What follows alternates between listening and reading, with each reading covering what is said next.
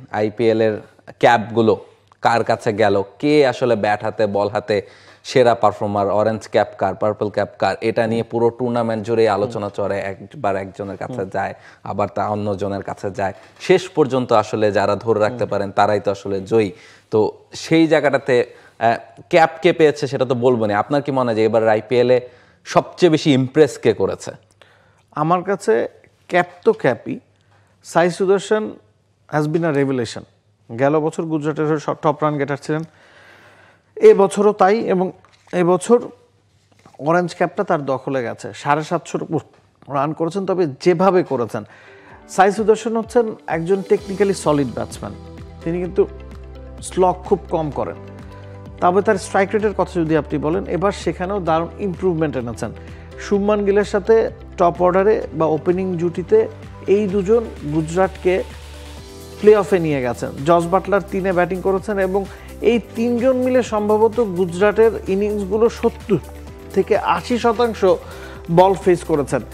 এবং যেভাবে তার খেলাটাকে তিনি বদলেছেন, এখনও তিনি স্লগ খেলছেন তা না, এখনও তিনি টেকনিক্যালি সলিড ক্রিকেটটাই খেলছেন। ওয়ালটন আবারও মিলিয়নিয়ার অফারে ওয়ালটন ফ্রিজ কিনে আপনিও হয়ে যেতে পারেন মিলিয়নিয়ার। প্রপার ক্রিকেটিং শট খেলছেন, তবে স্ট্রাইক রেটটাকে যথেষ্ট বাড়িয়ে নিয়েছেন। সবচেয়ে বেশি 4 এই টুর্নামেন্টে তিনি মেরেছেন, এবং যেভাবে পারফর্ম করেছেন সেটা চোখে লেগে থাকার মতো। সাই সুদর্শন বা প্রসিদ্ধ কৃষ্ণা, যারা অরেঞ্জ ক্যাপ পার্পল ক্যাপ জিতেছেন টুর্নামেন্টের আগে, আপনি তাদেরকে এই জায়গায় রাখতেন না, কিন্তু মাঠের খেলায় তারাই বাজিমাত করেছেন। সাই সুদর্শনের রানটা যদি আমরা দেখি 759, এবং স্ট্রাইক রেটের কথা বলছিলাম, সেটা তিনি করেছেন 156 স্ট্রাইক রেটে। গড় দেখুন, প্রতি ম্যাচে তার গড় 54-র বেশি, মানে ম্যাচ প্রতি 54-র বেশি রান করেছেন। সূর্যকুমার যাদব, যিনি এমভিপি হয়েছেন, মোস্ট ভ্যালুয়েবল প্লেয়ার হয়েছেন, 700-র উপর রান, 65 গড়, 167 তার স্ট্রাইক রেট। বেশিরভাগ ম্যাচেই আনবিটেন ছিলেন। মুম্বাই এর তৃতীয় হওয়ার পেছনে বা কোয়ালিফায়ার 2-এ খেলার পেছনে তার অবদান আছে। বিরাট কোহলির কথা নতুন করে আসলে বলার কিছু নাই, বছরের পর বছর এই কাজটাই তিনি করে আসছেন। বছরের পর বছর ব্যাঙ্গালোরের হয়ে তিনি তার ব্যাট হাতে রান করে গেছেন, এবার 16 কলা পূর্ণ করেছেন ট্রফিটা জিতে। এক্স্যাক্টলি।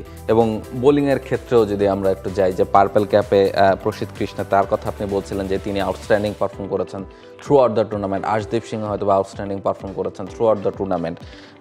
সব মিলিয়ে পার্পল ক্যাপের যদি এটা আমরা দেখি, প্রসিদ্ধ কৃষ্ণা তিনি 15 ম্যাচ খেলে 25টা উইকেট নিয়েছেন, ইকোনমিটা 8.27। নূর আহমেদ 14 ম্যাচ খেলে 24টা উইকেট নিয়েছেন, জশ হাজেলউড 12 ম্যাচে 22 উইকেট, ট্রেন্ট বোল্ট 16 ম্যাচে 22 উইকেট, এবং আর্শদীপ 17 ম্যাচে 21 উইকেট। এবং প্রত্যেকেরই ইকোনমি কিন্তু 8.27, 8.16, 8.77। অর্থাৎ আইপিএলে যে উইকেটে পুরো টুর্নামেন্ট জুড়ে প্রতি ম্যাচেই প্রায় 200, 220, 30 এই ধরনের রান হচ্ছিল, অর্থাৎ গড়ে একজন বোলার হয়তো এভারেজে 10-12 করে রান দিয়েছেন, সেখানে যারা বেস্ট বোলার তারা প্রত্যেকে কিন্তু 8-এর ঘরে রান দিয়েছেন, এবং এটাই আসলে ব্যবধানটা গড়িয়ে দিয়েছে, এটাই আসলে তাদের দলকে হেল্প করেছে এবং তাদেরকে সেরা বোলার হতে সাহায্য করেছে। এবং প্রসিদ্ধ কৃষ্ণাকে আলাদা একটা ক্রেডিট এই কারণে দিতে হবে যে তিনি কিন্তু মিডল ওভারে বল করে থাকেন। পুরোনো বলে উইকেট নেওয়াটা কিন্তু একটু ডিফিকাল্ট। আপনি যখন স্লগে বোলিং করবেন উইকেট পাবেন, নতুন বলে বোলিং করবেন উইকেট পাবেন, তবে মিডল ওভার্সে বল করে উইকেট নেওয়াটা ডিফিকাল্ট। এবং হিট দ্য ডেক বোলার, বাউন্সের সাথে স্লোয়ার বল দারুণ করেছেন, এবং গুজরাটকে প্রপার টাইমে তিনি কিন্তু উইকেটগুলো এনে দিয়েছেন। আপনি যদি গুজরাটের দলটার দিকে তাকান, শুরুতেই কাগিজোর আবাদাকে তারা হারিয়ে ফেলেছিল, যিনি তাদের মূল প্রাইম বোলার ছিলেন। কাগিজোর আবাদাকে হারিয়ে ফেলার পরও সিরাজ এবং প্রসিদ্ধ কৃষ্ণার কারণেই কিন্তু গুজরাট বোলিং লাইন আপটা যথেষ্ট শক্তিশালী ছিল। রাশিদ খানও এবার খুব ভালো ফর্মে ছিলেন না, তো এই দুজনই দলটাকে টেনেছেন। এবং যাদের উপর আসলে স্পটলাইট ছিল, আপনি যদি গুজরাটের কথা বলেন, রাশিদ এবং রাবাদা, তারা পারফর্ম না করার পরও গুজরাট এই পর্যায়ে এসেছে। ইটস বিকজ অফ সিরাজ এবং ইটস বিকজ অফ প্রসিদ্ধ Krishna.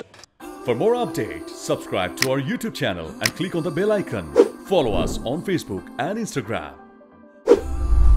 Download T-Sports app to enjoy exciting games and highlights. Visit tsports.com.